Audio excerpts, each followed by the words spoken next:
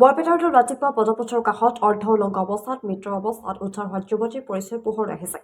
যুৱতীগৰাকীৰ নাম পপী হাজৰিকা ওৰফে দিশা হাজৰিকা। আনুমানিক বয়স প্ৰায় 25 বছৰ বুলি জানিব পৰা গৈছে। আৰক্ষীয়ে জানিবলৈ দিয়া অনুসৰি যুৱতীগৰাকীৰ ঘৰ মাজুলীৰ বনগাঁৱত। কিছুদিন পূৰ্বৰে পৰা বৰপেটা ৰোডৰ শিমলাগুৰিৰ এটা ঘৰত ভাড়াতীয়া হিচাপে আছিল মৃত যুৱতীগৰাকী। ভাড়াঘৰৰ প্ৰায় 200 মিটাৰ দূৰত্বত ৰাতিপুৱা উদ্ধাৰ হৈছিল যুৱতীগৰাকীৰ মৃতদেহ। ইতিমধ্যে বৰপেটা ৰোড আৰক্ষীয়ে ভাড়াঘৰৰ মালিক আৰু একেটা চৌহদতে ভাড়াতীয়া হিচাপে থকা 4গৰাকী আটক কৰি সোধপোছ অব্যাহত ৰাখিছে বৰপেটা ৰোড আৰক্ষীয়ে। মৃতদেহটো মৰণোত্তৰ পৰীক্ষাৰ বাবে বৰপেটা মেডিকেল কলেজলৈ প্ৰেৰণ কৰা হৈছে। যুৱতীগৰাকীৰ কি কাৰণত মৃত্যু হৈছে তদন্তৰ শেষতহে জানিব পৰা যাব। News desk report, Assam Kranti news.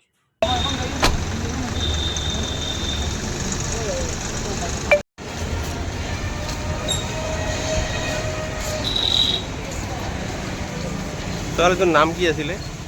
কি নাম? মুন্নি। মৰাটো। হা? দিশা কি? ছোৱালীজনীৰ নাম?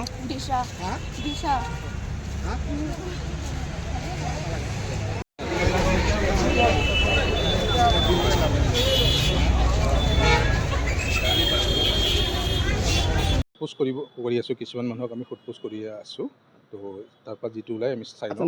নাম পোৱা তেখেতৰ ঘৰৰ মানুহ এতিয়া অলপ আইডেণ্টিফাই আমি কৰিছোঁ। ঘৰৰ মানুহ আহি আছে।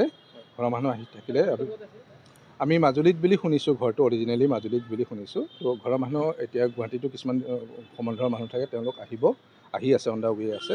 তেওঁলোক অহাৰ পিছতহে পপী হাজৰিকা বুলি কৈছে, কিন্তু তেওঁলোক অহাৰ পিছত আমি তেওঁ কি ডকুমেণ্টেড কি আছে সেইখিনিও আমি চাই লওঁ।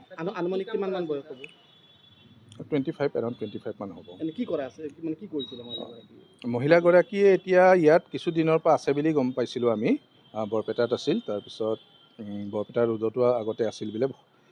এতিয়া সঠিককৈ কি কৰিছিল তেওঁ আমি এইটো তদন্তৰ আওতাত আছে। আমি যিখিনি পিছত আমি যিখিনি পাম সেইখিনি তেতিয়া আমি জনাই দিম।